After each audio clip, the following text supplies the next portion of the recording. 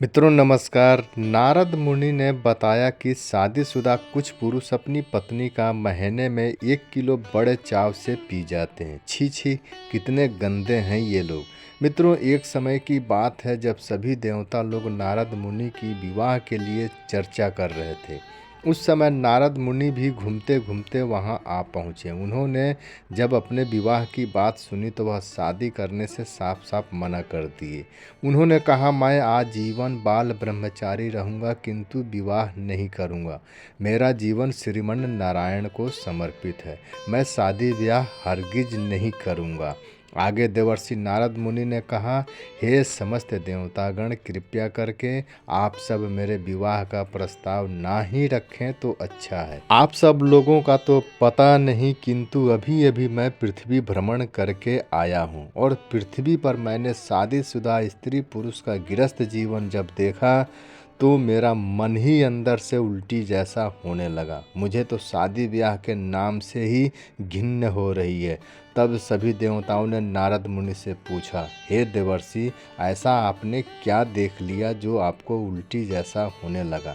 तब देवर्षि ने कहा, आप सब ना ही जाने तो अच्छा है, क्योंकि यह सब जानने के बाद आप लोगों का भी मन अंदर से उल्टी जैसा होने लगेगा।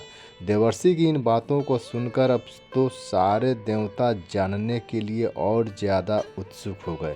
वह सभी नारद मुनि से आग्रह करने लगे कि हे देवर्षि, कृपया करके हमें भी बताएं कि पृथ्वी का शादीशुदा मनुष्य क्या कर रहा है जो आपका मन विचलित हो गया है। तब देवर्षि नारद ने संकोच करते हुए कहा, क्या बताऊं, पृथ्वी का शादीशुदा कुछ मनुष्य अपनी पत्नी का महीने में लगभग 1 से 1.5 किलो बड़े चाव से पी रहे हैं।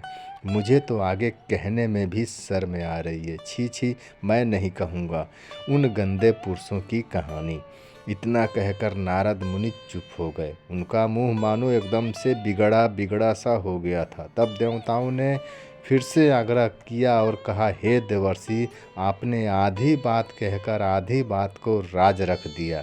इससे हमारी बेचैनी और बढ़ गई है।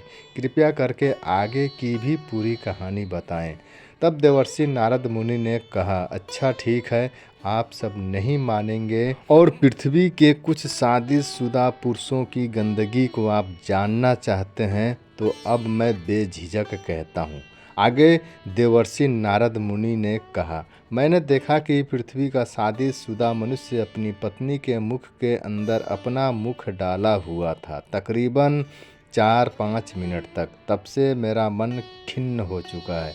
तब देवताओं ने कहा, शादीशुदा स्त्री पुरुष मुख में मुख डाले हैं तो इसमें ऐसा कौन सा गुनाह हो गया? तब नारद मुनि ने कहा, मुख में मुख डालकर वह पुरुष अपनी पत्नी के मुख के अंदर का थूक अपने अंदर लेकर पिए जा रहा था। पत्नी के जीभ पे बैठी हुई मैल को भी वह पुरुष बड़े चाव से पिए जा रहा था। इससे अच्छा वह स्त्री जीभी से जीभ का मैल निकालकर एक प्लेट में थूक के साथ अपने पति को परोस देती। अब आप देवतागण बताएं, पत्नी का थूक और जीभ का मैल पीने वाला पुरुष गंदा है कि नहीं है? पत्नी के मुख में मुख डालकर चुंबन करने वाला पुरुष एक बार में कम से कम 50 ग्राम थूक पीता है। इस हिसाब से महीने का लगभग 1 से 1.5 किलो थूक पुरुष अपनी पत्नी का बड़े चाव से पी जाता है और बाद में वही पुरुष कहता है कि पति पत्नी को एक साथ खाना नहीं खाना चाहिए। मैं आप सब देवतागण से पूछता हूँ, कभी किसी पशु पक्षी को देखा है आपने जोड़ीदार का थूक पीते हुए?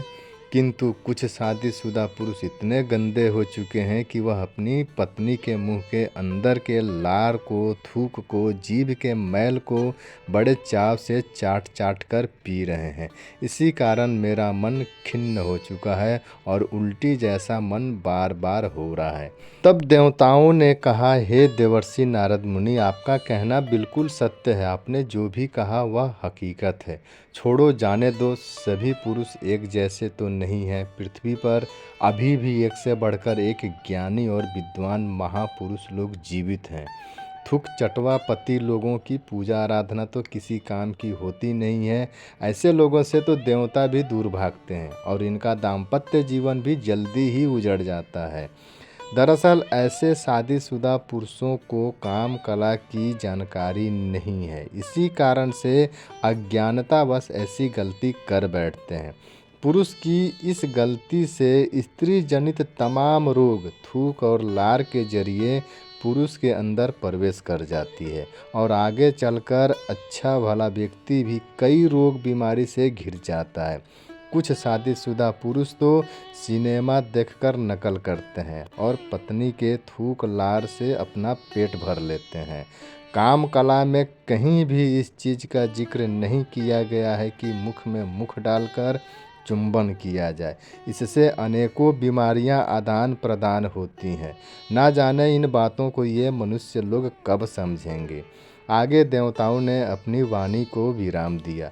देवर्षि नारद मुनि और सभी देवताओं के इस प्रसंग से पृथ्वीवासी को अनेकों जानकारियाँ मिली और सभी शादीशुदा पुरुषों ने अपने गृहस्थ जीवन में बहुत कुछ परिवर्तन किया। जो अज्ञानी पुरुष थे वह भी दाम्पत्य जीवन के इस काम क्रिया को, काम कला को अब समझ चुके थे।